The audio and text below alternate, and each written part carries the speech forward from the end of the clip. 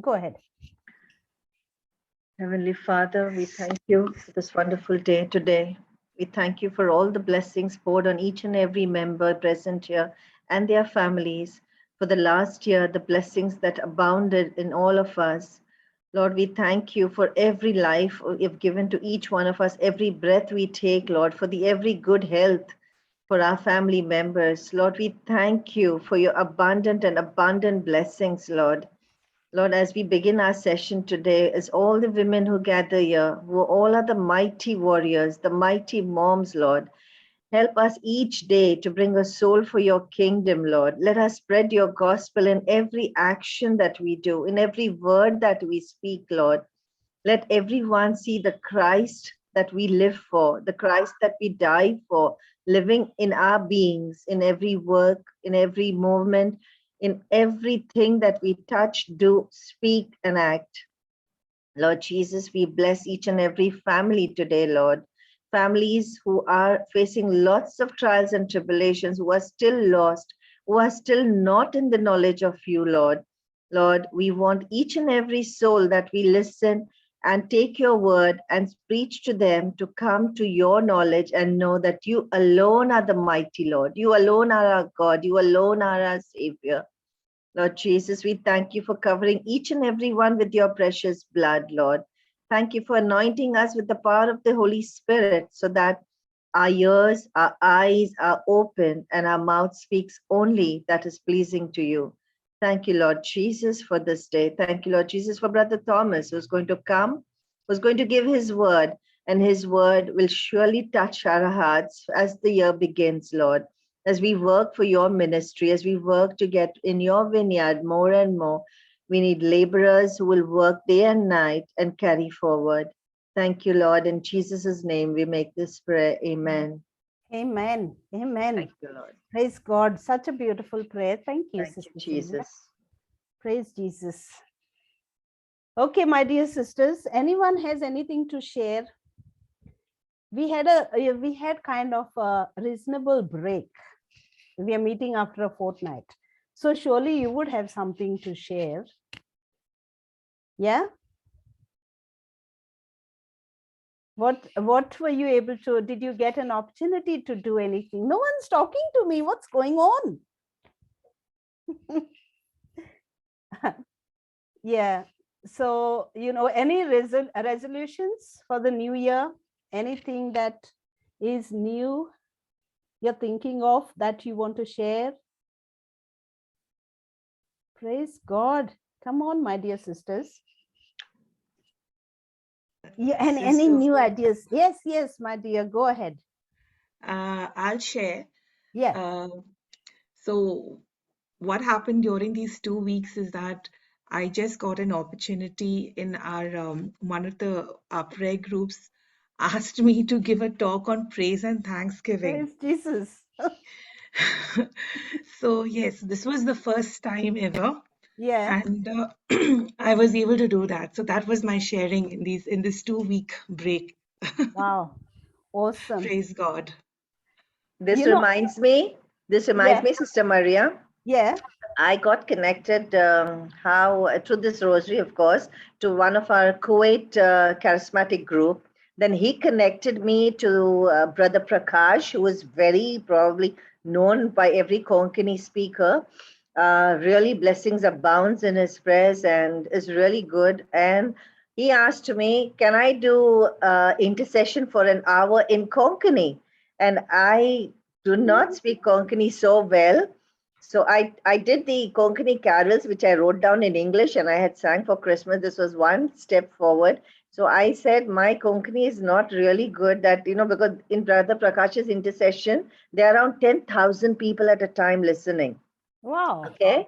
So when he's on live on YouTube, there are thousands. So I said, I don't know how to say the rosary because he wanted us to, in the intercession, we start with the divine rosary and then we come with the chaplet of divine mercy and we do the intercession in between. He told me, do you have to just say yes? The Holy Spirit will make the listeners understand what your words are. I just said yes, praise God. I did 1 hour intercession in Konkani and I was so happy I did it. Thanks God. Because, it's everybody's on mute and you're alone. And I was on my way on Thursday. It was on Thursday night, and I was thinking, how I'm going to do? I mean, how I'm going to say the Hail Mary and the Holy Mary and everything Oh, alone. And as I was leaving, my sister called me and she said, I told her I'm just leaving office and going home because I have 6 o'clock rosary. And then again at 12 o'clock in the night, I'm doing Konkani for the first time. She said, okay, come home since you're on the way.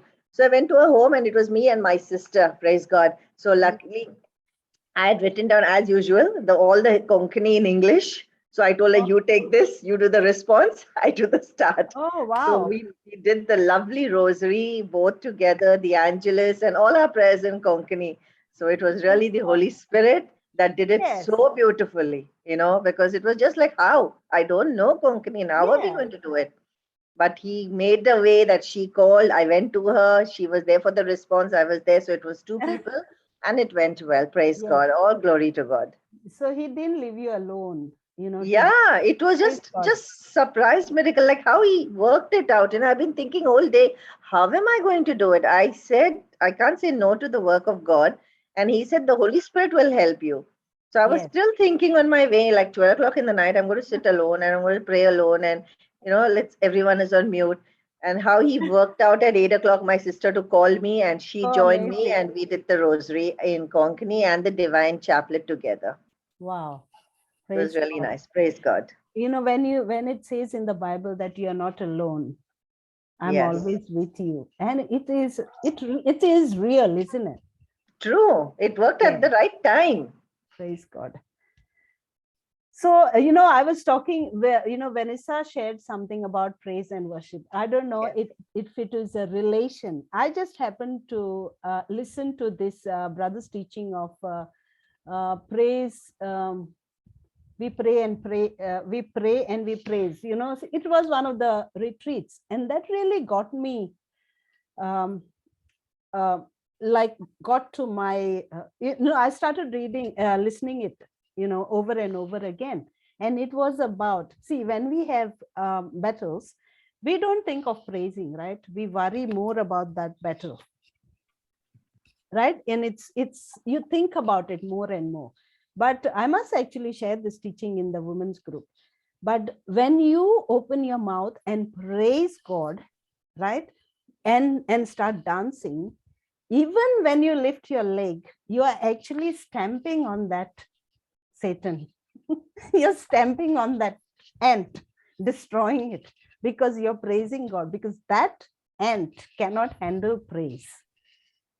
So whenever you have problems, you must not think, oh my God, don't think of your problems, but open your mouth and praise. And it is actually a very powerful teaching, where we fail to praise, right? And we think of the problem. We even go to the Bible, we read the scriptures, but our mind is not on that word, what we are reading. Our mind is somewhere else. Our mind is, we are actually thinking of the problem. So when we actually praise God, God takes control. God comes. That was a scripture shared. Now I forgot which one it is. When you praise God, God comes personally to solve your problem. And when God comes personally, that Satan goes away. He runs miles. But when we actually pray, when we speak the word of God, we get connected to God. And God hears our prayers, but he sends angels. But angels can get blocked by the Satan. But when we actually praise God, he comes directly. Can you imagine? So why we are saying that? Because we have to have that much confidence in praising instead of worrying, instead of being fearful. So it got to me, and with me, I can never sit and listen to one teaching at a stretch. And where I fail is because I go bit by bit, because I go back again, and then I just don't complete it. But it is really, and I thought it was so simple. He explained it very simply, but it was beautiful. I really liked it. Because every problem we have to open our mouth and praise God. And again, as I was listening to that, what got me to understand is each one of us sisters are created so beautifully, with beautiful, beautiful things inside of us, right? Which we don't even use. But if we don't use it, we lose it. right? Why should we lose it when we are fearfully and wonderfully created for God's mighty works? Why should we let that Satan get to us by fear, worry, or, shame or whatever? Aren't we special? Aren't we mighty? Aren't we powerful? Aren't we beloved? Aren't we the righteous and mightier warriors and the children of God? Aren't we uncommon? There's no flaw in us. We are created beautifully. Everything special is, and it's connection. We can't, I'm not special. I need Sandra because there is something in Sandra that will complete everything. Then I need Joyce. Everyone has got, because we are created unique. Everyone has got something beautiful. And when we get, it's a beautiful bouquet of flowers to our Lord. And the flowers, the fragrance and the beauty of these flowers are completely different. It's just so amazing. Think about it, my dear sisters. And don't say, oh, I'm not ready yet. Say a prayer, please. No, I'm not yet ready. I'll tell you when I'm ready, Maria. Not yet. So don't say that. Doesn't we give glory to that little ant? So we have to tell him where his place is. If you tell me to say a prayer, I'll say too. That's how it has to be. This is the new year. Okay. So that's what we do. And I hope I'm not talking to the screen. Can you hear me? Loud and clear, sister. Praise God. So we have to get stronger and, mightier, forceful, violent, and stamp him hard. That's where he belongs. Praise God. Anyone has to share anything, any testimonies? Praise Jesus. Okay, so Vanessa, are you ready, Baba? Yes, Maria. So who's doing the haha bit of the test of the recap? Sorry, Maria? Did you listen to the teaching? Yes. So when brother was saying, I want to know who's doing the recap. And during the recap, who's doing the ha ha ha bit? Because we laughed a lot last session. So if you pause, I can do the ha ha bit, Vanessa. Oh gosh. Okay. No, I'm joking. You can go ahead. Okay. I'll start. Yeah. Okay. Yes. Brother Johnson explained last time about the biblical application of seed, time, and harvest. Despite the COVID destruction, seed, time, and harvest will continue. Seasons around the earth will continue until the Lord Himself destroys the earth and creates a new earth.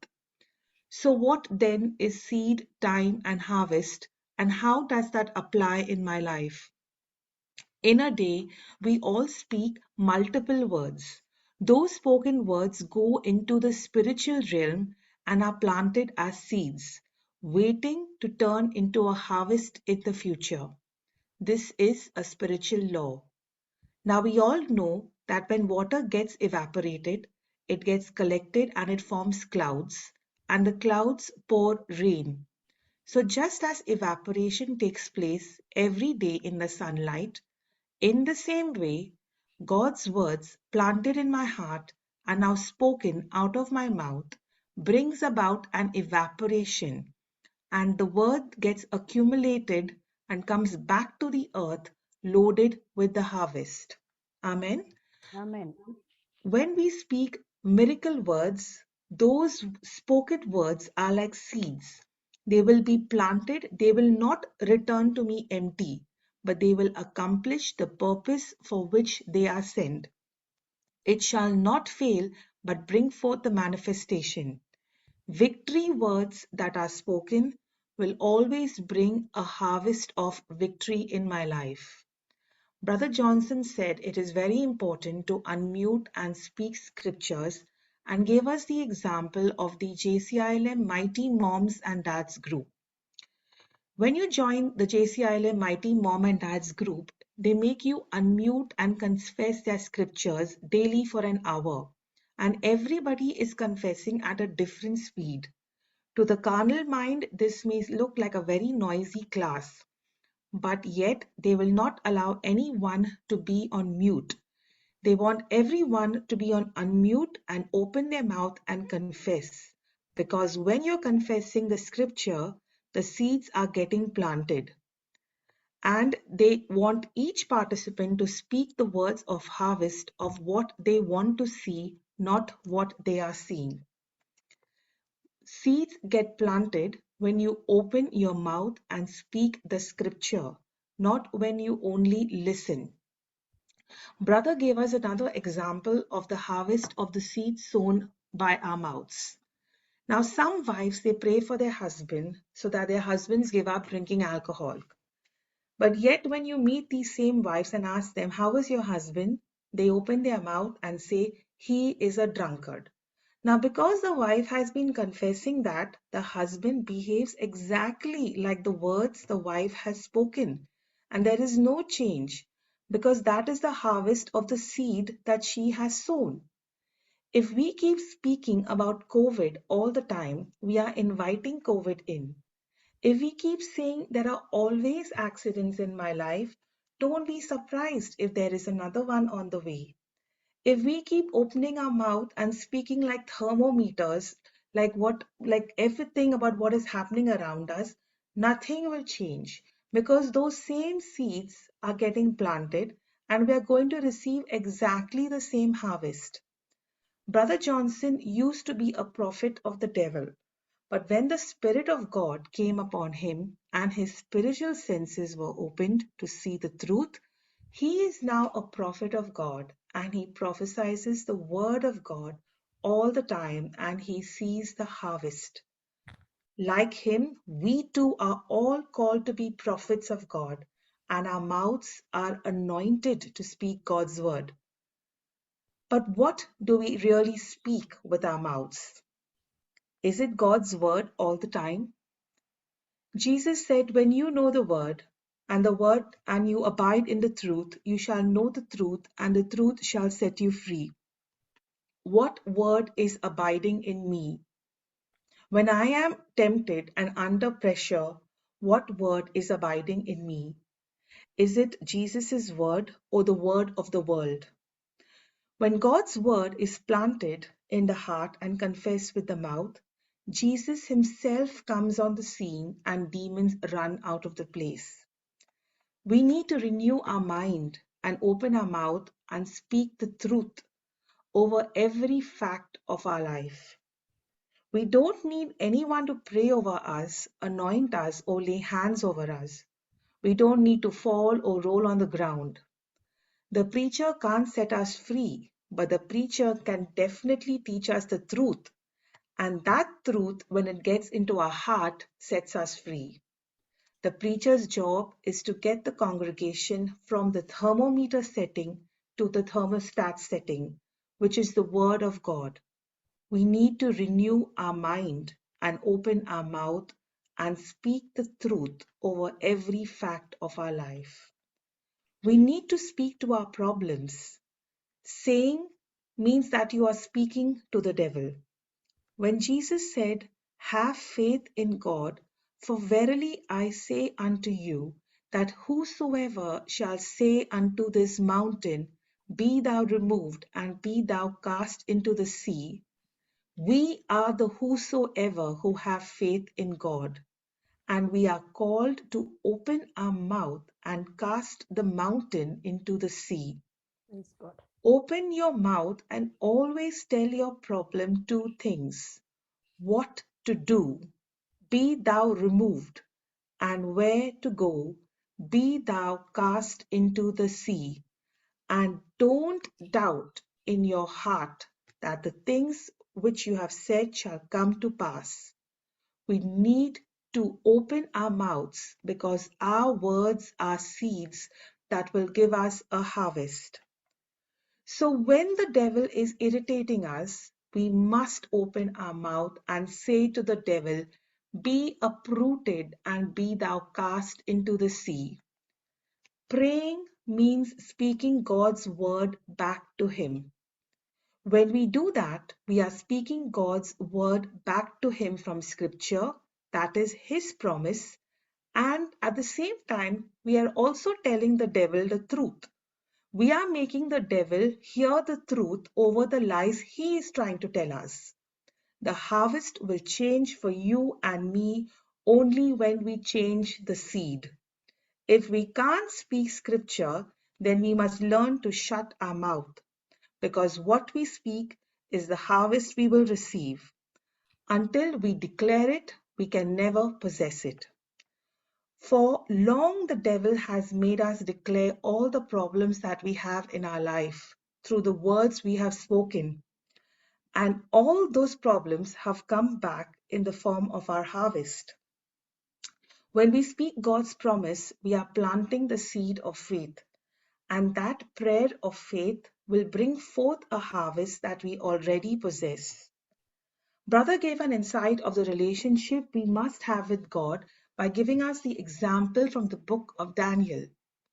Shadrach, Meshach, and Abednego did not feel there was any need to answer the king or bow to his God, even though the harvest was of all of them being put into the fiery furnace. They were fearless and they didn't need to defend themselves or prove whether God would rescue them or not. This was only because their relationship with God was not based on the king's command, but it was based on God's command. Their relationship with God was their faith in God, which needed no proof whether God would come to rescue them, but their relationship with God was based on who He is. Now, faith says, I believe in this and this will happen because God has promised. But what happens to our relationship with God when the harvest gets delayed?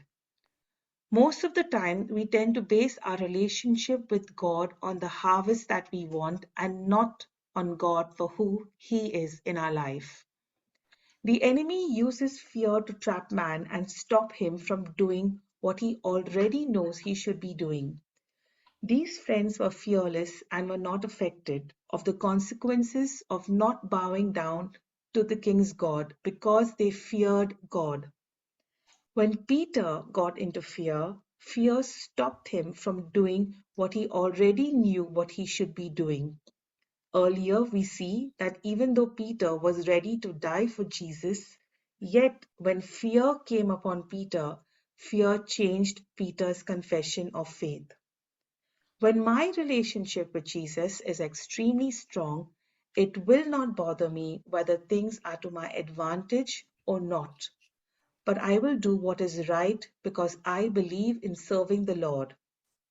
We see this in the life of the martyrs, St. Paul, the apostles, and the early church. They had no fear of affliction or of being stoned to death. The Bible class is not about what I am getting from God, but rather it should be how much can I trust God? How much can I commit myself to God so that I am not moved in the wrong direction? These Bible classes train us to walk with our God. Our challenge is whether we are going to be fearful or whether we are going to be committed to God. And all this is dependent on what we practice. Everyday temptations are good for us to practice and train ourselves for victory and build up faith and commitment to God for the future. A person who compromises on small things will never be able to stand the test when major challenges of life comes. The Bible tells us to consider it nothing but joy because our faith is getting tested. When our faith is getting tested, the Lord wants us to grow in commitment of faith so that we endure with joy, mature with patience, and become perfected and well trained, and move from one level to the other with our personal experience of victory in our life. We must learn to build our relationship and confidence in God by understanding the truth and exercising our faith in small matters before we learn to exercise our faith in big matters. God has already taught us how to speak to the mountain in Mark 11:22-23. And when we do that, we will see that the mountain is completely leveled and there is no mountain anymore. Until we see it, we must not expect to see our desires. So we have to open our mouth and speak to that mountain. Jesus is telling us, do not bring your sorrows and problems before the Father in prayer, but to cast them all onto Him because He cares for us. He is telling us to bring our desires to the Father through Jesus and believe that we have already received it, and then we shall surely have it. Brother Vincent shared how earlier he would be speaking only his problems. Sister Janet and Sister Julieta would be after him to stop speaking about his problems. When he finally got the understanding of the truth, he stopped speaking about his problems and started praising the Lord. He came out of the wilderness into the promised land, and the truth set him free. We have all downloaded the operating system of this world with all its viruses, even though we are not of this world. And the moment we changed the operating system and downloaded the operating system of heaven, those viruses got deleted. When we downloaded WhatsApp, we had to register our phone number and an OTP number was given to verify. In the same way, when we attend any Bible class, we are downloading the application of the Word of God in our heart. And then we have to send it to heaven with our mouth. And from heaven comes the OTP giving the revelation of the scripture. When we verify it, now the application is working for us. We are now speaking the word of God to everyone because we believe we have the good Wi-Fi of heaven called love. When we operate in agape love, all things are free from heaven. We will lay hands on the sick and they get healed. What we need to understand today is when I know how to download all worldly paid applications on my mobile phone, which are for my benefit, then why do I delay to download the spiritual applications where the download is completely free and paid in full by the blood of Jesus? When the internet connection is poor and we can't hear another person, in the same way, when we are studying the Word of God, the devil will come and put pressure on us, tempting us with his lies. And when those lies get inside of us, our connection with God gets poor. Adam and Eve lost connection with God when the lies of the devil entered them. Everything was lost, and everything from the kingdom of darkness started getting downloaded, and they were thrown out of the garden. We can only enter the garden through Jesus with repentance. Blessings are inside the garden and curses are outside the garden. It is our decision whether we want to be inside the garden or outside the garden. When we open our mouth and make the faith declarations and attack every mountain of our life, we will see those mountains that were boasting of their height and their power are now completely uprooted and leveled. God wants to bless all of us, and He wants for us to serve Him only. He desires to bless our bread and water. The JCILM ministry does everything for free. They have been believing and declaring for years in faith that all charges are paid in full, and there has never been a lack for any of their projects. The bank of heaven is loaded with all things which need to be inherited. Never speak the lies of the devil. Never speak lack, as when you do that, you are cancelling your account with the bank of heaven. His divine power has given us all things. Jesus said that when we give, it shall multiply. When I give God's word mixed with faith from my mouth, it will go forth and bring a good measure, pressed down and shaken together, running over, shall men give into my bosom. Nowhere in the Bible is it written when I say I have no money, that money is given to me 100-fold, pressed down, shaken together, running over, men give unto my bosom. So, When you say that you are lacking, that's when you have just shut down the miracle taking place in the area of finances in your life. Take the example of Joseph, who did not utter a word against his brothers, even though he was sold as a slave. He just stuck to his dream, watered that seed, and became the prime minister of Egypt. When you speak a scripture, it's a godly sound that produces a godly harvest.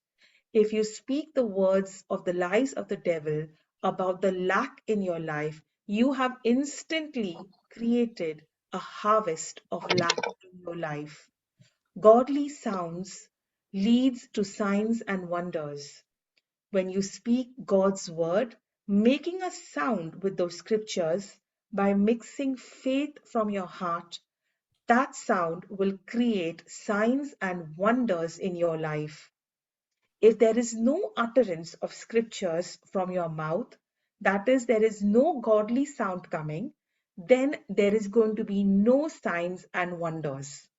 The sounds of lies results in signs and wonders of self-destruction. The sound of God's word results in signs and wonders of heaven. When you and I speak the creative word from the Bible, the devil will hear us, because when the devil hears us, he knows that his time has now come. The angels only hearken to the voice of God, which is the word of God.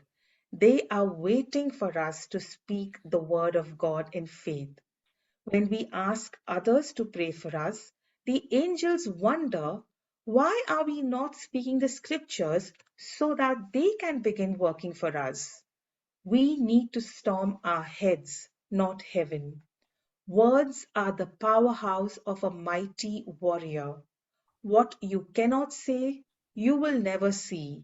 What you can say, believe you can see it. God never saw light until he spoke it. Let there be light. In the same way, we won't be seeing things until we say what we want to see. The truth is that as soon as those words go out of our mouth, the angels take over the battle and the battle has begun.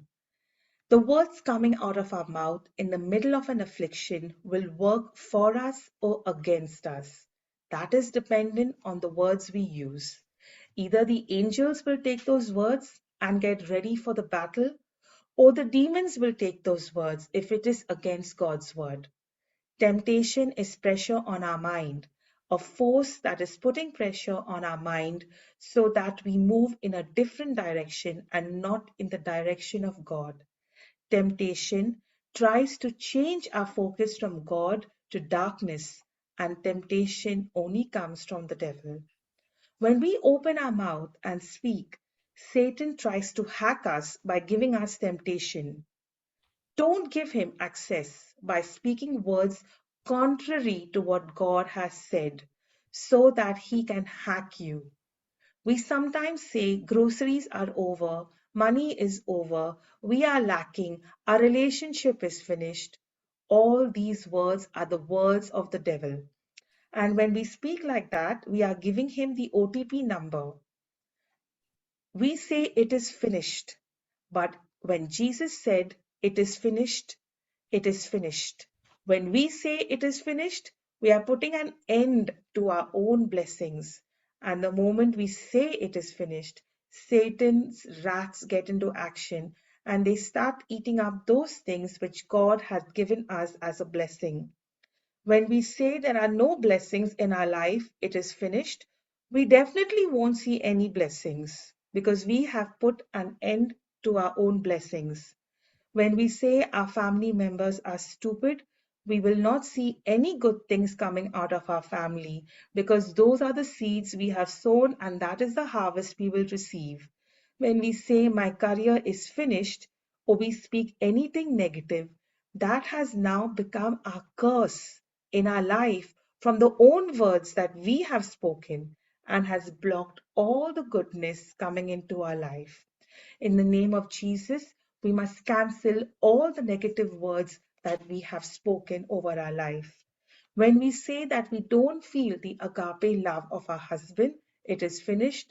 we definitely won't feel the love from our husband. We must learn to cancel all the negative words that we have spoken in our life. In Jesus' name, we must know that agape love is not a feeling, it is a decision. Jesus made an agape love decision to be crucified in my place. Keep the word feeling in the bin and put the finish lid on it and get into faith. Faith is not a feeling, faith is believing. So don't utter negative words based on your feeling, but believe and get into action. So during trials and negative pressure, the words coming from my mouth will determine what lies before me for the future. Will it go in my favor or go against me? That is all dependent on the words I speak. So I must allow only the word of God to come out of my mouth.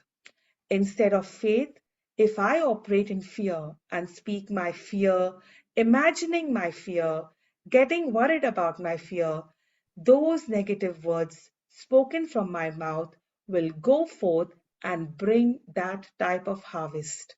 If we speak negative words throughout the day, that is what we are going to see eventually. This is the truth, the mystery, the secret that God has hidden from the world but is revealing to us, His children, so that we are no longer in darkness and captivated by the lies of the devil. God the Father is waiting and longing for us to open our mouths and speak the word of faith. Record your voice and let the mobile keep playing with your faith declarations, even though we may be busy with other things. But when the recording is playing, our spirit is talking and the battle begins and the devil gets bashed.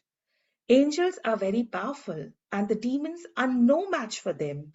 But speaking that word so that the angels can begin working for us in our life is in our hands. Speaking the word is in our hands. God would be breaking his own system if angels got into action listening to the voice of the devil. The angels only listen to the voice of God, and speaking the word of God is in our hands. Now, some of us may say that we have never prayed any scripture, so how come we are saved? We are saved because someone prayed for us, making a deposit in the bank of heaven for us. How are you and I going to deposit for the next generation? Speaking the word of God is in our hands. When we speak the word of God, we can make the difference. Sow the seed today. Deposit for the next generation today. You are anointed. Sow the seed, speak the word, and reap the harvest. Thank you, Jesus. Amen. Amen. Amen. Amen. Wow, Vanessa. See, beginning of the session, I said, right, we have something very special and everyone is unique. Look at you. You spoke with authority as the child of a most high king. There was nothing hidden. Am I right, sisters? Praise God. Praise God. Such a beautiful recap. Yeah, say something to her. She's done so well. Thank you, sister, for a wonderful recap. Yes, awesome. Thank you, Vanessa. Praise God, has Sister blessed you. Maria. Thank you, Jesus. Okay, so brother, over to you. Happy New Year, my dear brother. Praise Jesus. Brothers disappeared. Blessed among women. Brother Thomas, are you there? Yes, I am here. See, you can't go anywhere. You're blessed among all the women today. Because the live is not working. So Praise God. praise God. Okay, over to you, my dear.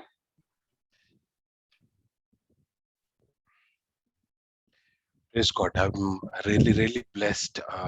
The last time when you invited me, it was really, I really enjoyed sharing the word of God. And the best part, uh,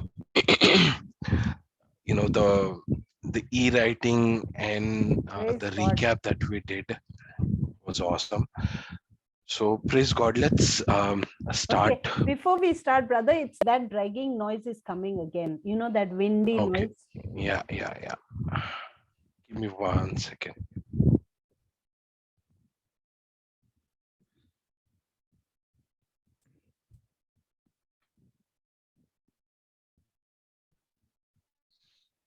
Give me 1 second.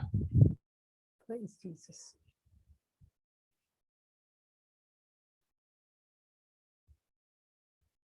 Okay, Sister Lorraine's doing the closing prayer, right, Rebaba? Did you say yes for closing prayer? Yes, sister. Thank you, my darling. God has blessed you. I was just waiting to see who was raising hand in the new year.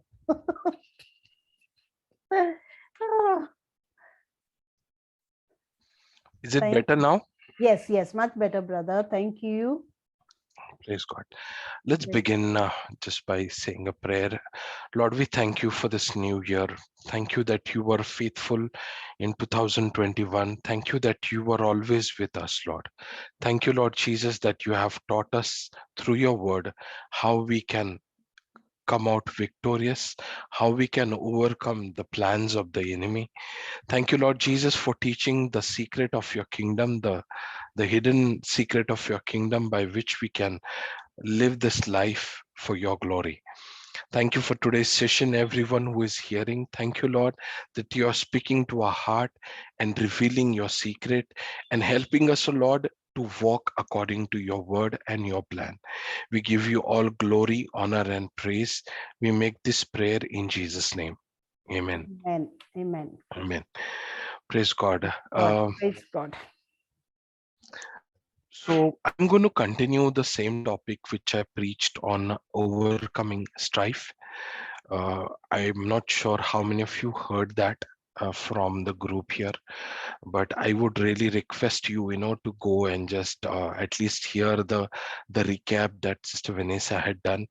That would really help you in your relations, and especially you will understand how the enemy traps us, or how he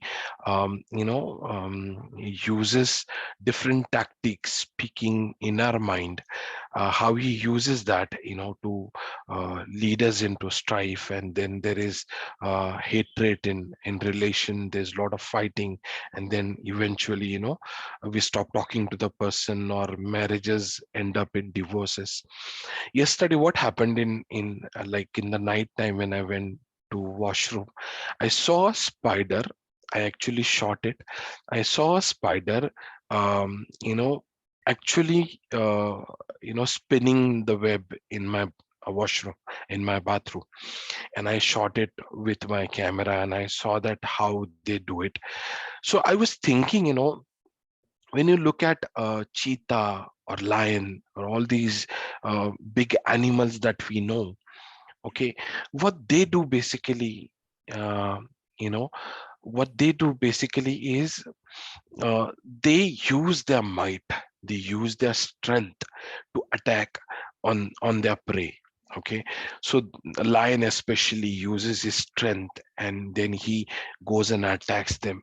But when I saw spider, I saw the spider doesn't spend any of his energy in attacking them, or pouncing on them. What he puts his time and effort is to make a trap. Okay, and he's continuously making that web. And when the web is ready, he just goes and waits for the prey, that his prey to come and get caught in that, in get entangled in that. And I thought, isn't the enemy doing the same thing in our life too? Like, he never uses might, he never uses strength to defeat us, but it is all his tactics, it is all his different methods, and his deceit, his lies. He's strength. He will never come fight with you face to face. He'll never use his might or his power to defeat you. He will always use deceit. He will always use lies. He will always use tactics, to defeat you. And you need to realize, okay, now imagine you have to fight with a lion. Lion is too strong for us, for a male or a female, to fight against a lion. But to fight with that small spider, which I saw in my house yesterday, it's very, very tiny. But the only tricky part here is the web that he's spinning, or the trap that he's setting. And that's what the enemy is for us. He is not he's not very strong for us to fight against. What is most difficult for a Christian or for a child of God is to understand his tactics, to understand how he traps us, how he is deceiving. And once we realize that, once we understand that, then it becomes very, very, very easy to defeat him. Praise the Lord. I'll read one scripture from 2 Timothy chapter 2. Brother, you are sharing the screen, right, brother? Um, No, because our screen sharer is not here today. That's why. okay. If you want to, so whatever. Little difficult, but I'll try. Okay, wait. So, do you want us to read it, or? Yeah, if you can read that, I'll just Okay. give the scripture. Give me 1 second. 2 Timothy chapter 2.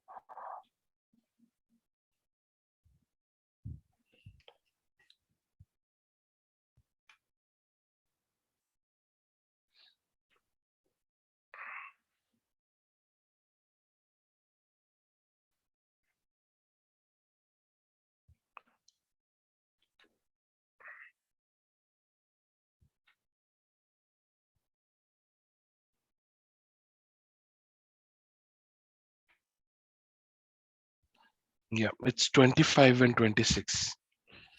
2 Timothy chapter 2, verse 25 and 26. Okay, 2 Timothy chapter 2. Any particular version? Anything will do. 2 Timothy chapter 2, verse 25 and It's 26. 25 and 26. Correcting opponents with gentleness.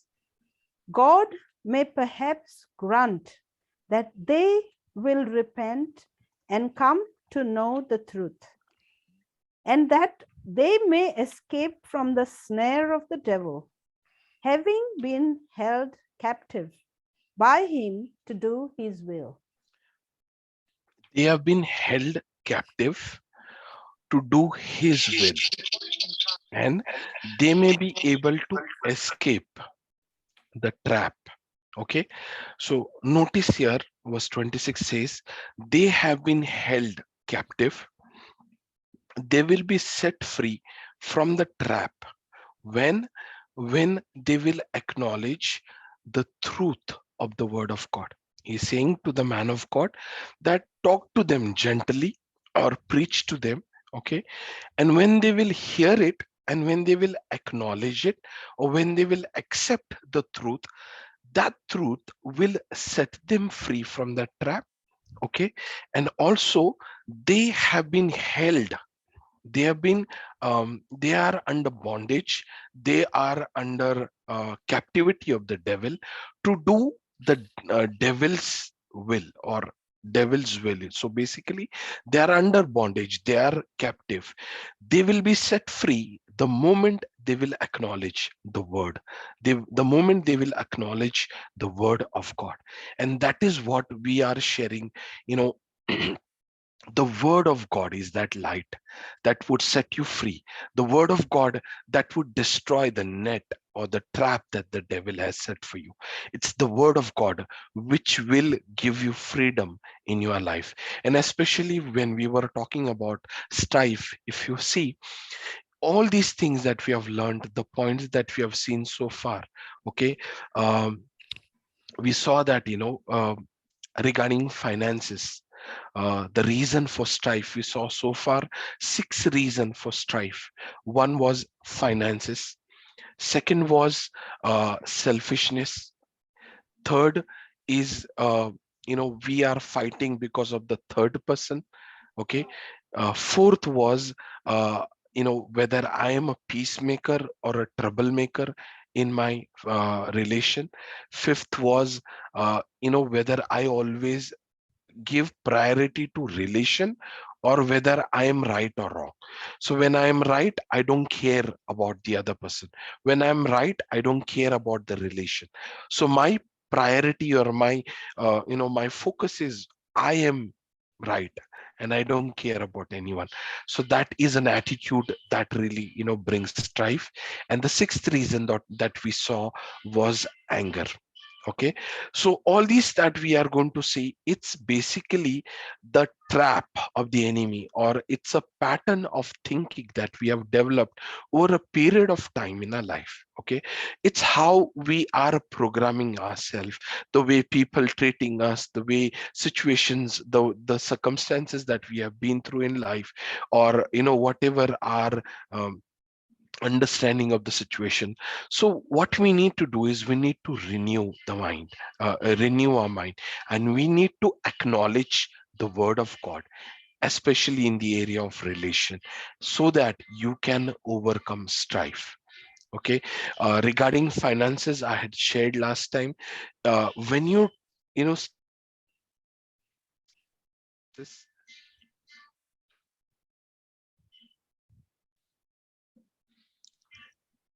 Praise the Lord, can you hear Praise me? the Lord. Yes, yes, brother. Yeah. So when you start trusting the Lord for your finances, okay, that's when you will see the fight or the reason for finances, for money. You will not fight because you are trusting the Lord for your provision. You are completely trusting God in the area of finances. When it comes to selfishness, how do we overcome selfishness?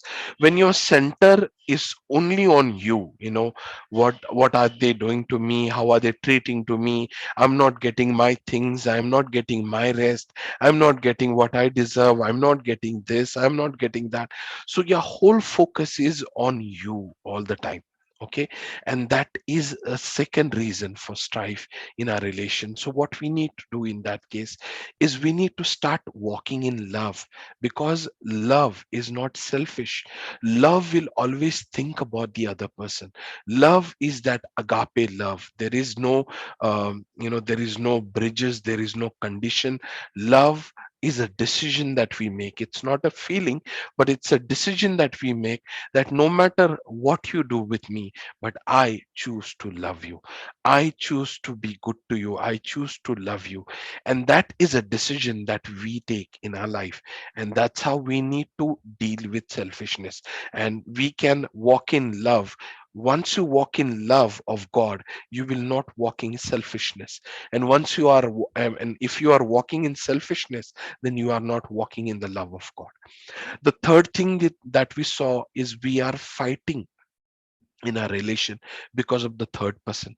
It's either your you are over friendly with, if you are married and over friendly with someone else, or that person appreciates you more than your spouse, or chatting with them in the night, or in other circumstances where people are, maybe your family members are telling you how you should be, and they are dictating all the decisions in your marriage life and in your family life, and that is also causing of a strife in your house.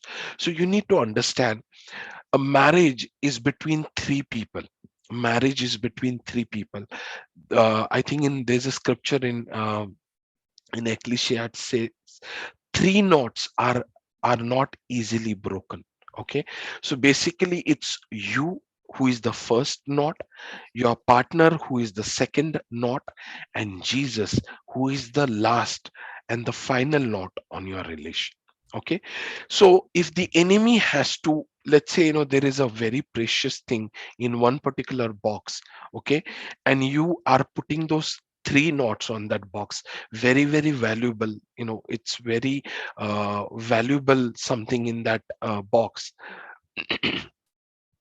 So, if that person has to steal that thing, he has to open those knots in order to open what is there in that precious, the precious treasure.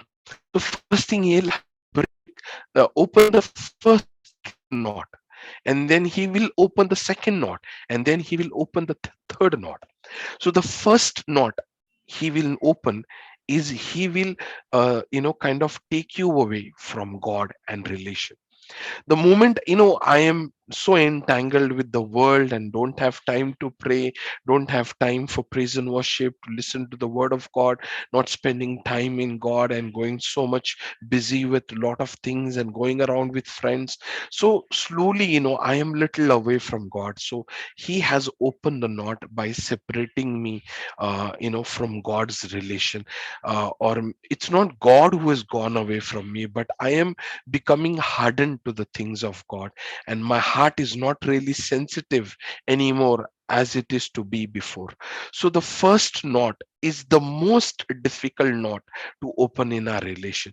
So if you are completely depending on God, growing in relation with God, walking in relation with God, praising God, listening to God, reading his word, it will be very difficult for the enemy to attack on your relations.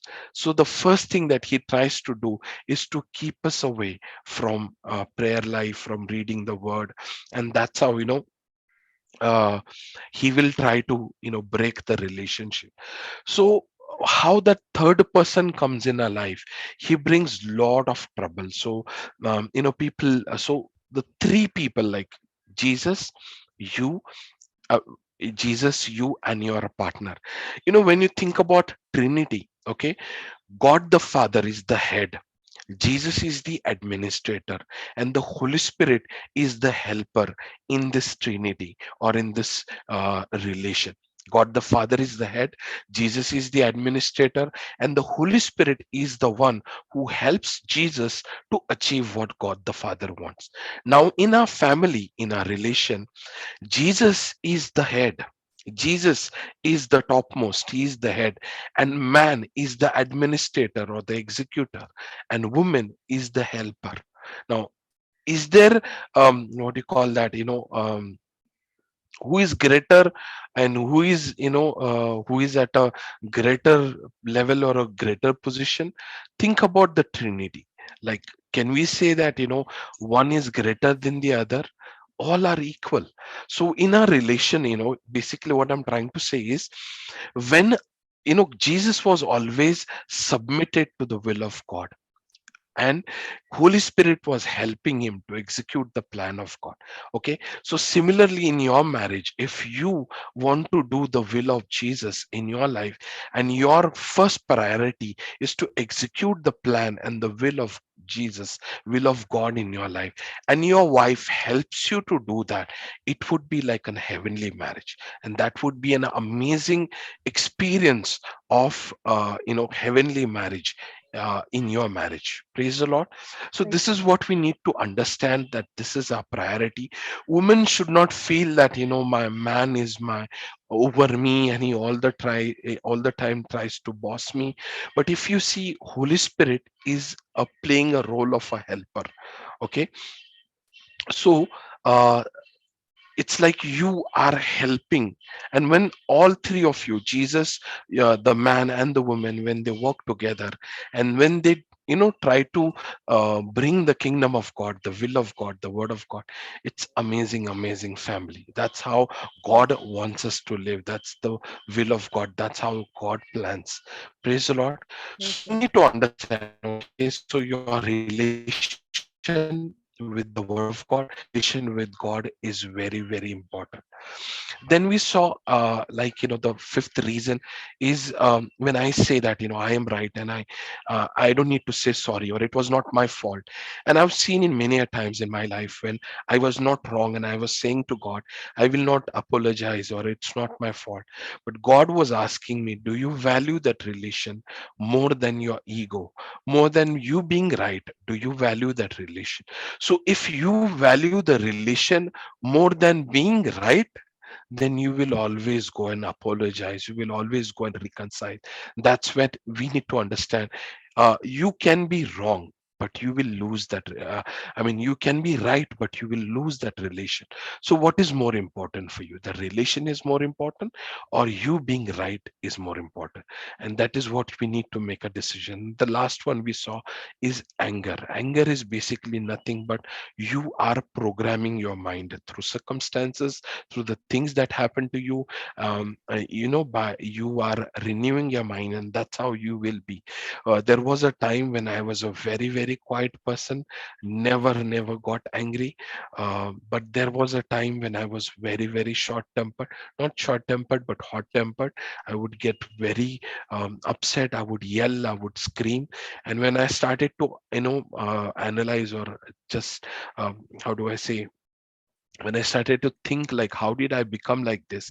And then I realized I was all the time programming my mind, and that's how I am become today, what I am today.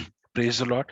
Now we will see a few more reason for strife in our family, in our relation. The next one is hate. Okay, so we are growing in hate. Proverbs chapter 10, verse 12. Proverbs chapter 10, verse 12. I think I can. Okay, I think, wait, I got it, brother. Wait, let me just see. Proverbs chapter 10. Verse 12.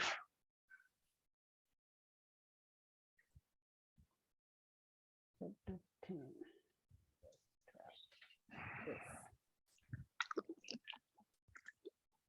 Yes. Okay. Hatred, that one, right? Yes. Hatred stirreth up strifes, but love covereth all sins. Praise God. So, you might have seen parents covering up for their children's mistake. But when there is a hate in your heart, okay, you would get upset very quickly. Hatred is like over a night, there is a leakage in one of the tab, and there is a bucket, and if you keep it overnight, it just falls like one drop at a time. But by the time you get up in the morning, you will see that bucket is overflowing. So what was happening, every moment or every minute there was a drop of water falling in that bucket, and as it was falling one drop at a time, okay, and it was adding, then eventually the bucket started to overflow with that water. Now hatred starts with dislike, and then it goes on to judgment, and then it goes on to and slowly and gradually, without your knowledge, you will see that, like for example, when I married my wife, we had fantastic relation for fantastic married life for 10 years. And I think after 10 years, actually we started to fight. And I actually started to fight. It would be like she would say a one word and I could not take it, and I would say one word and she could not take it, and we would start fighting. And after the fight, we would sit back and we would have a discussion about a fight, and we would discuss like, how did this happen? We never had like, it's not that we always agreed on everything, but we never had this kind of dog and cat kind of fight, or on every small silly things we started to fight. I never had that. And I started to pray and ponder over these things, and I wanted to understand what has happened, what has gone wrong with us, like what has gone wrong in our relation, why we are fighting like this. And this started, I think, last year, 2020, we just started to fight. And I started to realize a few things. My wife is very beautiful and she cooks very well, and she's really good in the Lord. And she's very understanding, operates in the wisdom of God. And I was always focusing, thanking, praising God for all her good things. But there were times when my focus was going or shifting from her good things in the Lord into the weaknesses that she had, and I was focusing more on those things. And there were some other people also to contribute to that. But when my focus shifted to what she does, it was like a drop at a time, and it would add up.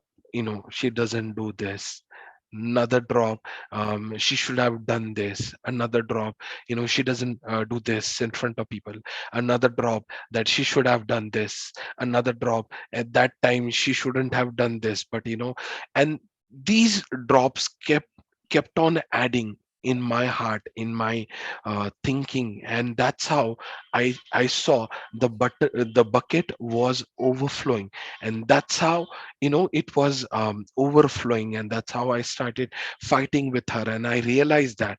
And then how I got the hatred, or knowingly unknowingly the hatred was developing for her. I may not say that I started hating her wholeheartedly, but yes, there was that dislike, you can call it, or the reason for fighting, or for small reason we would start fighting, and it was coming by one drop at a time, not even realizing that it was there. But when it started to overflow, that's when I realized, oh, this is what has been happening, and I realized my mistake. I apologized to her, and I realized that this is how the enemy has tricked me. And then I changed that, by the word of God, and the word of God which says the things which are good, pure, lovely, and of good things, uh, things which are good, lovely, and pure, think on these things. Or like one more thing that I mentioned last time, thanking God. So this principle I learned through my mistake in my life. I learned through that mistake that I made. I started thanking God for my wife. I started thanking for all that she does for us. I started thanking God for her commitment to God, her sincerity towards God. I started thanking God for everything she does for our family, for my son, for my mother, for our family.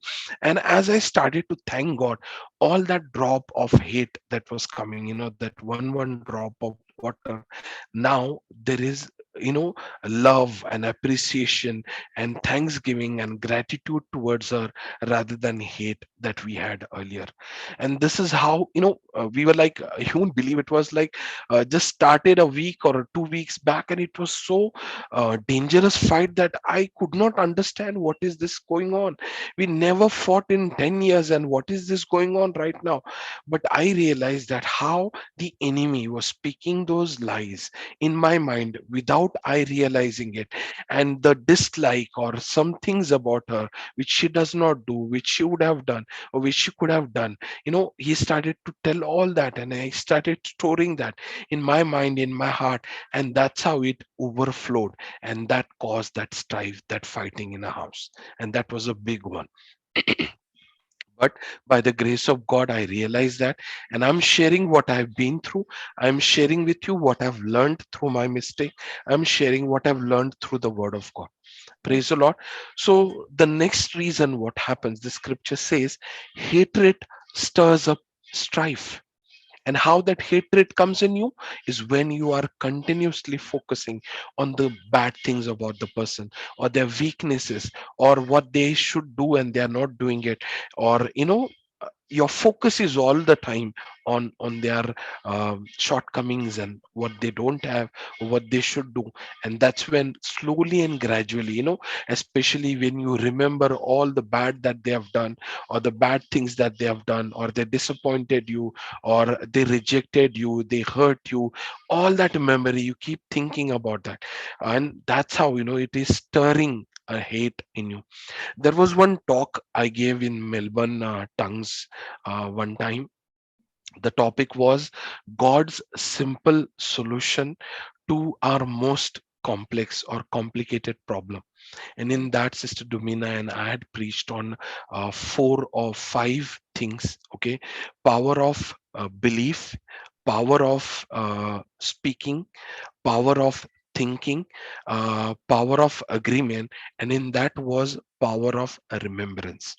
Okay, if you can, power of remembering, basically, if you can hear that preaching, it would really help you, because by your memory you can be stir, you can be stir with gratitude, you can be stir with faith, you can be stir with hatred, you can be stir with revenge, you can be stir with kindness, with gratitude. So your memory will help you either to stir hate or to stir love.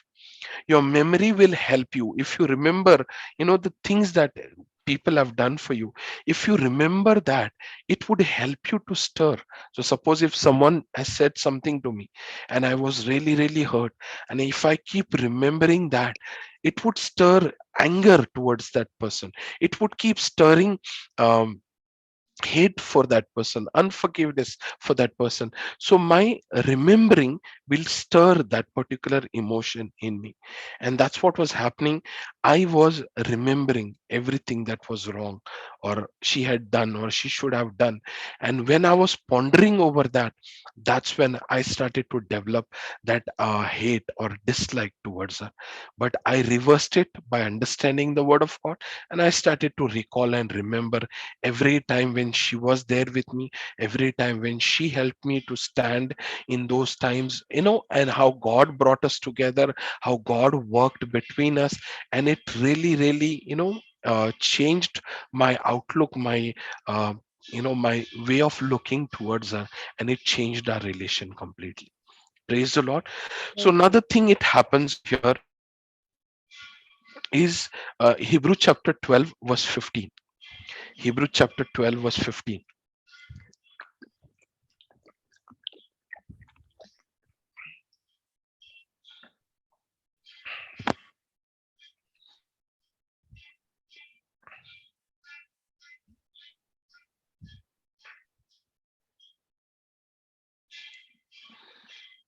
See to it that no one falls short of the grace of God, Mhm. and that no bitter root grows up to cause trouble and defile many.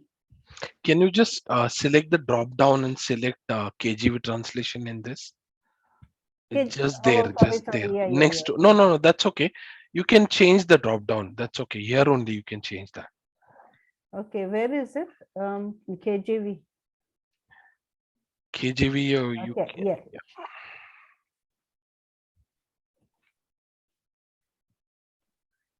Okay. Looking diligently, lest any man fail of the grace of God, lest any root of bitterness springing up trouble you, lest any root of bitterness springing up trouble you, and thereby many be defiled. Okay. Um, there are three things that I want you to notice. There is a root of bitterness. Okay. A root of bitterness. Second, springing up, meaning that would shoot it out, or it would come out or spring it up. And the third one is defiled or contaminated. Okay. So if you see, all these fightings where actually happens here, all your fightings, all your argument, all the divorce, all the things that happens, it happens like a root under the soil. You are not able to see with your eyes, but it's growing under the soil. Okay. And it's continually growing inside, and the more deeper it goes, okay, the more stronger it becomes. The root, if it goes deeper and deeper and deeper, the more stronger that foundation or that root will become. Okay. So that is what is happening. Many of our relations are really really suffering this problem, and you don't even realize how this is happening. You don't even realize that what word, what incident, or what thought of that person, or what particular incident that person is taking into his heart and going, and it's really causing that bitterness in their heart, and it's growing like a root under the soil. You may not able to see actual fruit immediately, but it's growing inside the soil. And that's what I need to be aware. That's what it says, looking diligently. It's telling me to check my heart, to check my life, that is there any kind of root of bitterness towards my relations, towards my spouse, towards my parents, towards my family. family members, do I have any unforgiveness? Do I have anything in towards them, any kind of hate towards them, which is growing like a root in my heart? Because if it is growing like a root, today or tomorrow, it's going to spring up. It's going to come out. And once it comes out, then it becomes difficult. And then the last word here is defiled. Defiled meaning contaminated. It's like the purity or that sincerity is lost here. That purity that was there, um, that's what is it's hampering, or that's what it is getting damaged. Let's go to one scripture, that is Psalms 139. Psalms 139, second last and last verse in that. Psalms 139. I think it would be,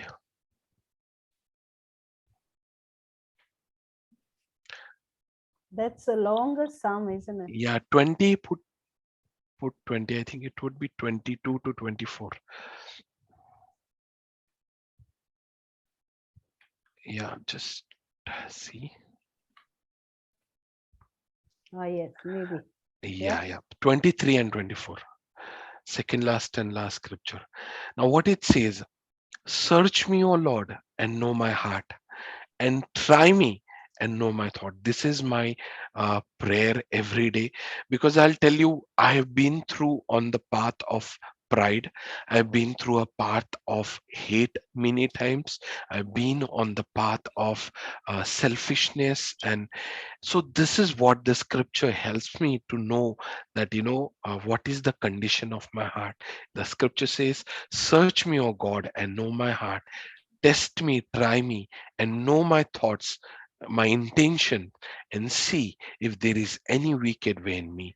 Lead me in the everlasting. I'll tell you, just go and see if you really value relation, and you want to enjoy the godly relation on earth, here on earth, God would surely help you.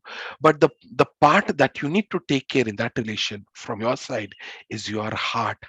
Because when your heart starts developing hate, bitterness, resentful, when your heart, you are storing all these emotions against that person, all those memories against that person, it is going to give you, it is going to stir up strife in your relation. And that's what you need to go before the Lord and say, Lord, search me and know my heart. Continuous, Misa. Praise God. Search me, O Lord, and know my heart, and try me and know my thoughts, and see if there is any wicked in me. Lead me in the everlasting. Praise the Lord. Praise the So, Lord. the next thing that causes or reason for strife or causes is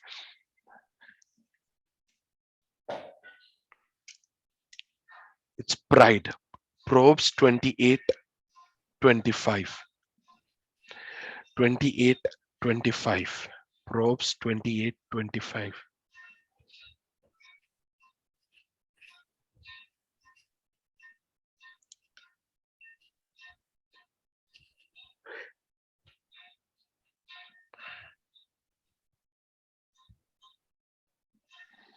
He that is of a proud heart stirreth up strife, but he that putteth his trust in the Lord shall be made fat. See how you can, uh, when you are completely depending on God, trusting the Lord, leaning on Him, 100% depending on Him, that's when you are called humble. But when you are not leaning, trusting God, but leaning on your own, on your own smartness and your own intelligence, on your own, when you are depending on your own, that's when you are considered proud. And I was very, very, very, very surprised to read one passage in the Bible. And I was shocked to see that. And first of all, I could not understand how, let's read in 1 Chronicles chapter 21, verse 1 to 3. 1 Chronicles chapter 21, verse 1 to 3.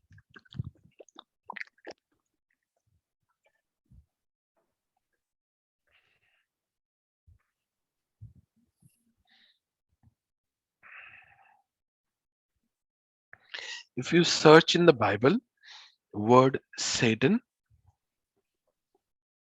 here it appears, okay? And where it says it's not the demons, it's not the agents of devil, but Satan himself stood up against Israel. And what he did is he provoked David to number Israel. And the Lord was very upset with him. So Satan is tempting David to number Israel. And if you read that further, the Lord was very upset and he asked him that, what do you want? And the Lord was very upset with him. So the two major sin that David had committed, one was the sin of adultery, okay, with Bathsheba, and the second was this one, okay. Yeah. Now here, what did he do wrong by numbering Israel? He just carrying out what do you call that, census. It's like Okay. counting how many people are there, how many warriors are there, how many chariots are there, how many horses are there. It's Mm. like in today's world what we have in America, what are the weapons that they have, or how much of wealth they have, or gold they have, or other wealth they have. It's like counting all the things. Like a spy. It's not like a spy. We have census, we call it, right? Okay. Yeah. Oh, yeah. Yeah, so it's like you are counting everything, how many Yes. soldiers we have, Yes. how Yes. many children are there, how many women, how many men. Okay. So Mm. here, what the devil is doing actually, he is making devil count how much he has. And what happens with that is you think, okay, always comparison is very, very dangerous. When I compare myself with someone inferior, I feel that I am greater than him. And Mm. when I compare myself, who is superior to me, then I have an inferiority complex. So Correct. always comparison is always dangerous. But here, why, God got upset with him? Because this has led him to pride, because he started to count all the blessings that he has. See, when you think about this, that where I was and today I am what I am by the grace of God. I think one of the sister was, I think 15 days back, she was preaching on pride. I was just listening to her about a pride, and she mentioned the scripture that whatever I am or wherever I am today because of the grace of God. But Amen. here you see, David is counting his wealth. David is counting his power. David is counting all his chariots and all his trained soldier and all his champion soldiers. So basically, it is going to give him, a moment of pride that he would start. And to give you a simple explanation here is, when we started to count, how much money I have, or I have this, or I have very, very simple testimony or an example I'll give you. I had a shoes of Woodland. That was obviously I got when I prayed, and I was using it for almost 3-4 years, and it was so strong, and it was so it was so strong, that shoes. And I looked at that shoes and I said, I said to myself, okay, nobody was there, and I said to myself, at least for 10 years nothing will happen to the shoes. I said that to myself. At least for 10 years, nothing will happen to the shoes, because it is such a strongly built and it is such a nice quality And what happened? On the same day, I went for a prayer meeting close by to share the word of God, to share Bible study. And as I came out after sharing the word, my shoes were gone. Somebody stole it. I Oh mean, dear. so I realized that at that very moment, that I was started to develop a pride, because the way I said it in my heart, that nothing can happen, I am so confident, nothing can happen. It was a very, very simple example to or a teaching to me. And then later, God gave me a miracle and I could buy that. But it was a learning for me, that never boast of your achievement, never boast of your wealth, Never boast of your things. I have this, I have that, I have this, I have this. The moment your focus goes on that and not on God, you are moving into pride. It's I have achieved it. I'll tell you, especially this happens when people come and praise preachers, especially when I preached in Daund and there were people writing message to me, and even in the message box, and I don't know what all messages. They were people who are appreciating. There were people who got blessed and God used Praise me God. to minister. But there were people exaggerating, or people commenting in a such a way that it could have gone in my head, and I could have thought that I am such a great person. But I have seen for 15 years I could not say or preach or utter a word. I could not talk without God.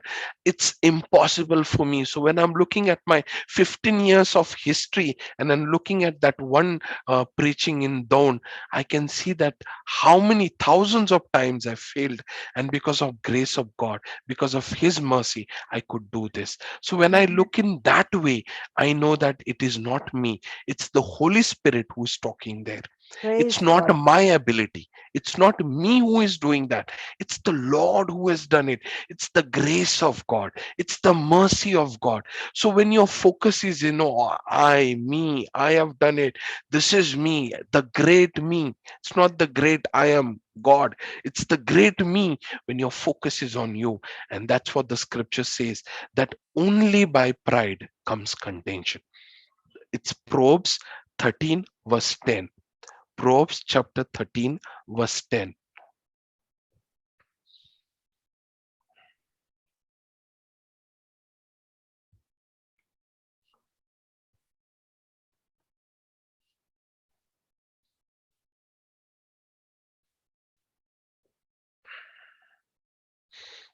Okay. Only, Only by pride. Yeah, go ahead, brother. yeah, it says, only by pride cometh contention, and with the well advice is wisdom.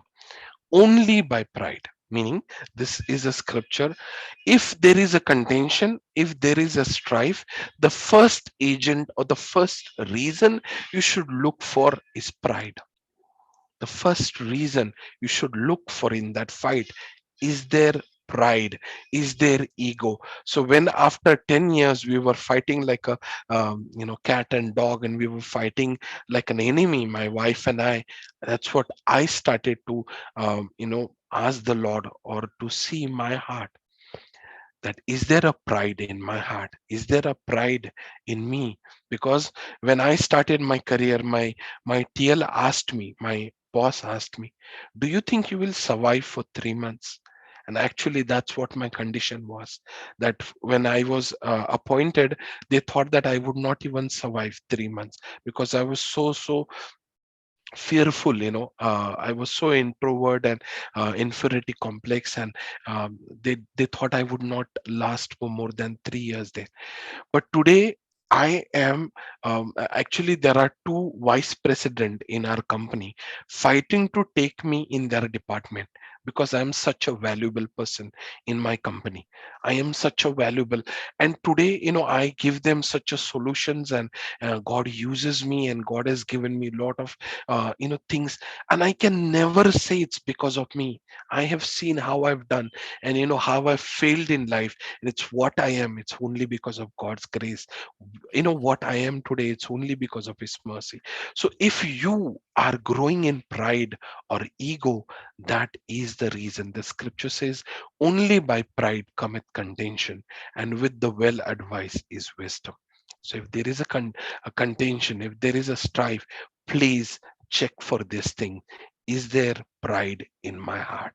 Is there a pride? You could have pride of your beauty, you could have pride of your intelligence, you could have pride of your talent, you could have pride of your wealth, you could have pride of your car, you could have pride of anything. You could have Praise pride God. of anything.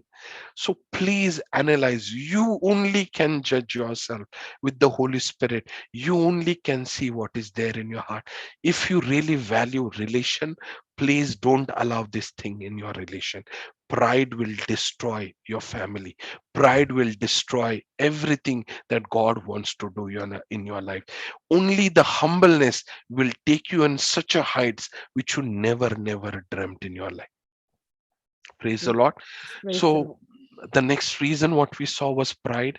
The ninth reason why strife happens is Proverbs chapter 17 verse 14. Proverbs chapter 17 verse 14.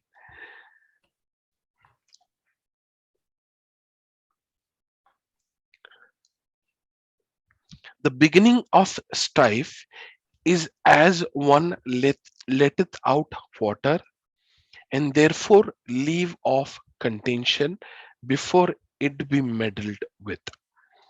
Now, when I understood the scripture, like you all know, God teaches me through examples. Okay.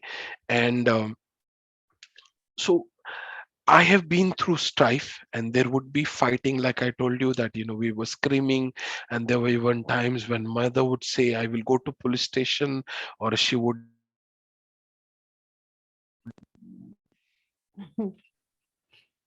praise the Lord. Can you hear Praise me? the Lord. Yes, yes, brother. She would even threaten me that wherever you go to preach, I'll come and tell everyone how what you do in the house. So I'll see how everybody hears you, and all that thing. So I was always asking the question because it would go out of my hand most of the times, and it would be such a mess that it would always go out of my hand. And I said, Lord, how do I walk in wisdom? How do I stop it here? And that's what the Lord says: the best time to stop strife is at the beginning, not in the middle, not at the end. It's only at the beginning you can stop the strife. If not, then it will become very difficult to stop you. And I don't know if you have experienced in your life, but this do happens that it's like once that starts, the one person says one thing and the other one says another thing, and if one person says another thing, and it goes on and on and on and on and on, and it would be very destructive for a relation. Praise the Lord. I'll Praise just the share my screen and try to explain to you. It's with difficulty. Just give me 1 second.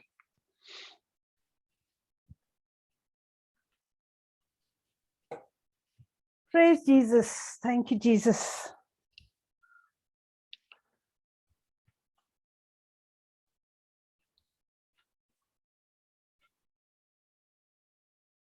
Hmm. Can you stop sharing, Oh, sister? yeah. Okay. Maybe I I'll can stop, do brother. that. There you go.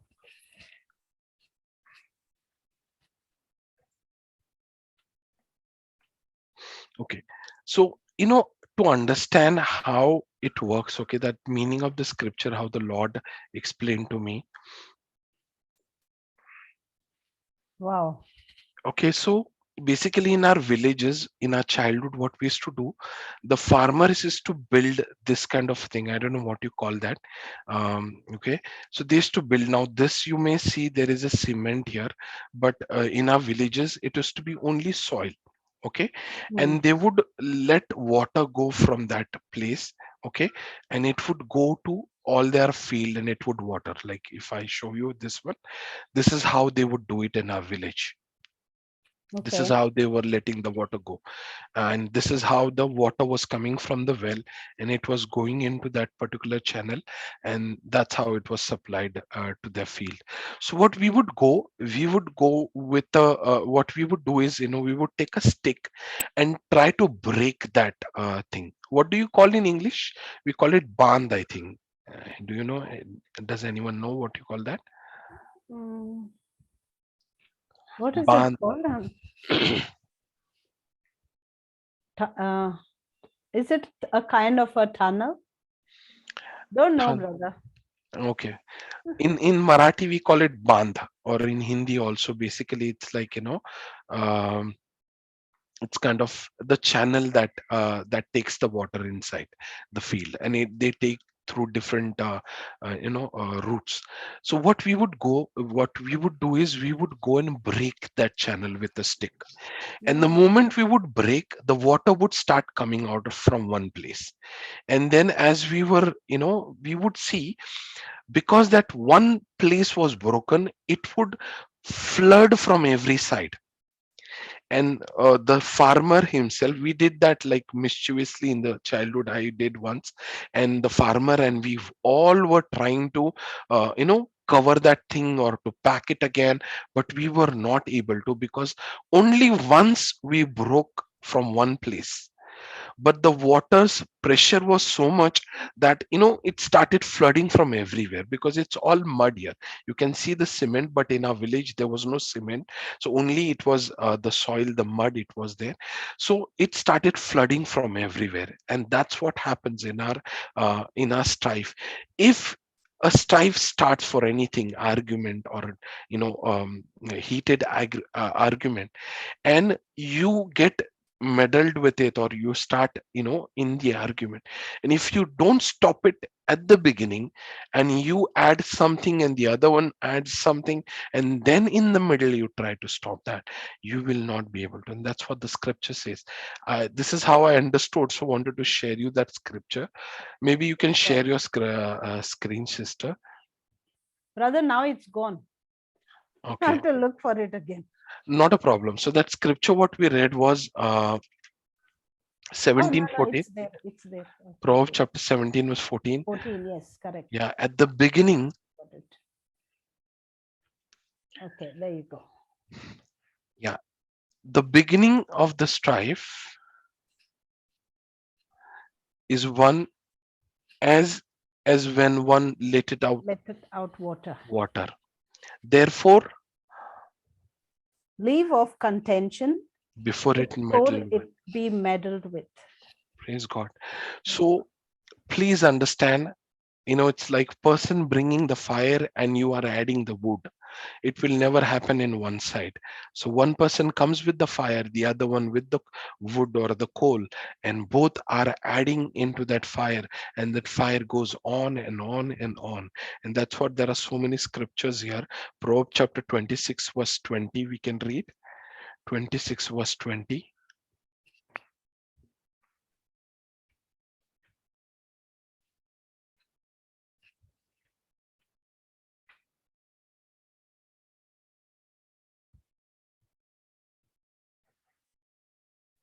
Okay. Where no wood is, there is fire goeth out. Mhm. So And where so- there is no table bearer, the strife ceaseth. Yes. So where there is no wood, the fire goes out. Okay. So this is what we need to learn. Okay. We need to know when to stop our fight. When we need to know that this is where I need to stop. If I say one word, it's going to go beyond my control. It may destroy me, destroy my health, destroy my family, destroy the plan of God in my life. It may go in, to any extent it may go. So this is where I need to stop. And the moment I make that decision, the fire ceases there only. Okay, and the last scripture we'll read from Proverbs chapter 30:33. 30:33. 33? Yes, 33? 30:33. Oh, okay. 30.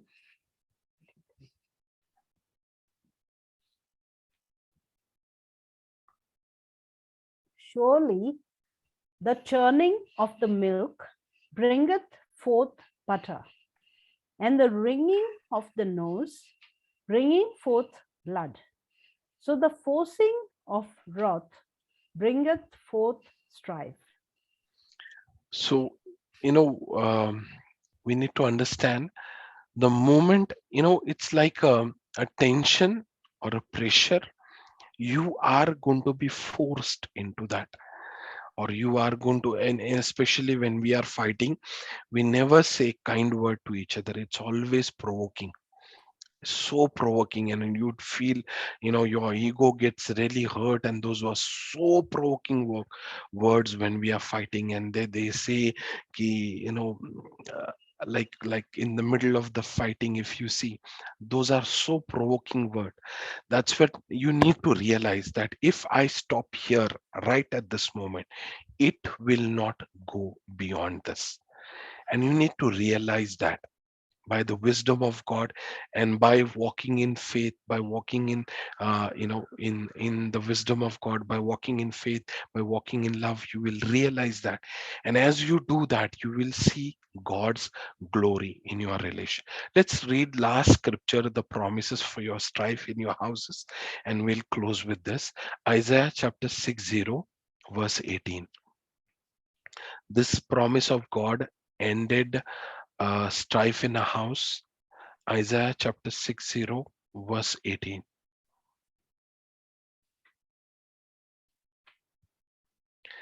It says, violence shall no more be heard in your house, in your land, and wasting or destruction within thy borders. But thou shalt call thy walls salvation, and thy gates praise. Praise God. So beautiful. Praise God. So this is what, one day there was like fight in the house, and we all like crying, and I was crying to the Lord. And that's when I got the scripture, when I was, praying. And the Lord says, from today onwards, there'll be no violence, there'll be no strife, there'll be no fighting in your house, there'll be no wasting or destruction in your house, but there'll be praise and salvation in your house. Praise God. And this promise, when I believed the word of God, since then there is no strife. It's like a lion and a lamb staying together in a house and enjoying the peace of God. Wow.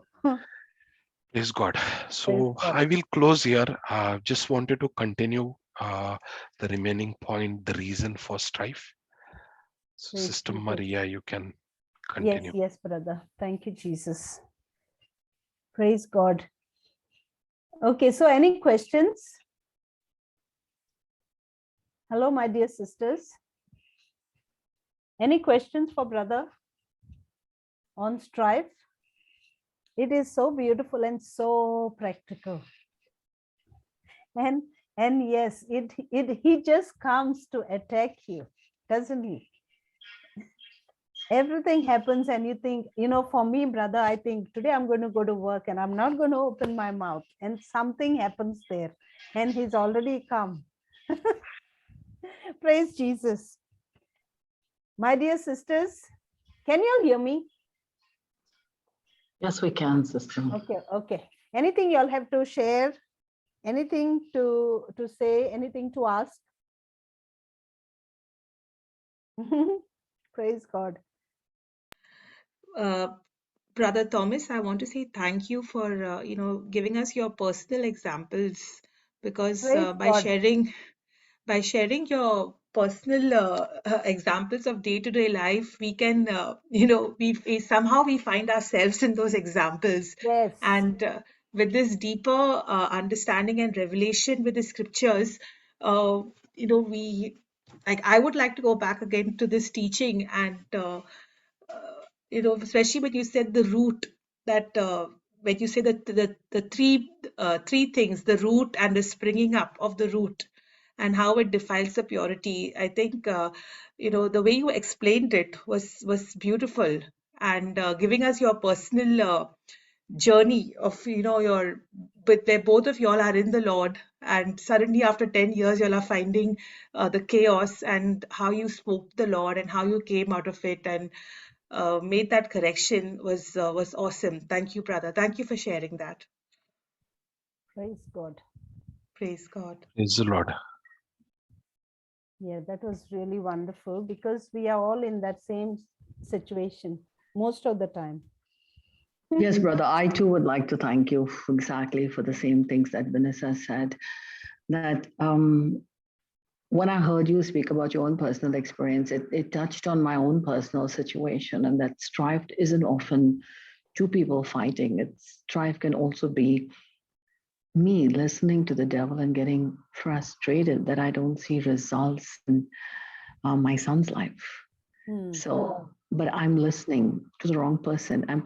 I'm practicing everything that I hear in the teachings. I'm looking at the spiritual mirror of how God sees him, and I'm declaring that with my mouth and with my lips. But I'm still getting irritated, which means that I'm not listening to the right voice. And as you spoke, especially the same thing that Vanessa mentioned, the fact about the root. What is the root? Am I truly searching my heart? So your transparency actually enabled me to write down that thing and say, check your root. If you're truly operating in the agape love that God wants you to, why would you be getting irritated or frustrated for that matter? So thank you for personalizing it and simplifying it to this extent. Praise Jesus. Praise God. Yes. Anyone else? Praise Jesus. All right, Lorraine. We can say the closing prayer, Baba.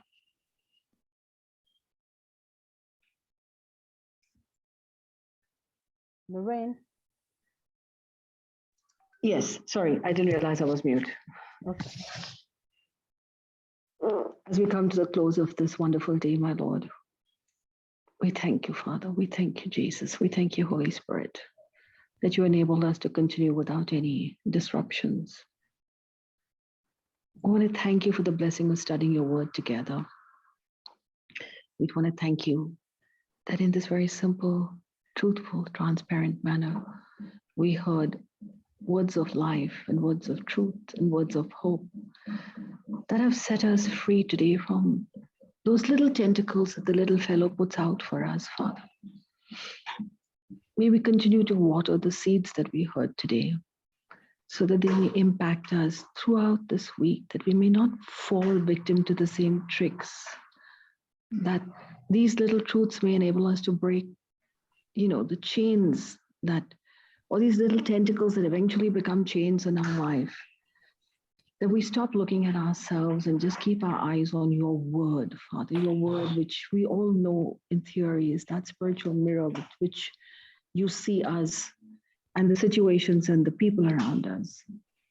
May your love that has filled us enable us to love the people around us. And may your grace follow us as we go back to our daily lives tomorrow and the weekend gets over. May we go back refreshed and blessed by this teaching. And let us remember that whenever we are troubled by either people or situation, let us continue to take that act of love forward by just interceding for that, over that situation, over that person, declaring your words, sending them back to you, standing on your promises, being still, keeping our hearts connected to you and you alone, Father. And like the closing verse taught us, we declare no strife, no dissension, no violence, no turmoil in our homes, Father. Just praise and thanksgiving, just hearts overflowing with gratitude. And so we thank you once again, my God, for this wonderful teaching, for the life of Brother Thomas, Sister Maria, all those who work in your kingdom to bring us these wonderful jewels of revelation, Father. We pray all this in the wonderful, matchless, mighty name of our Lord and Savior, Jesus Christ. Amen. Amen. Amen. Praise God, Lorraine.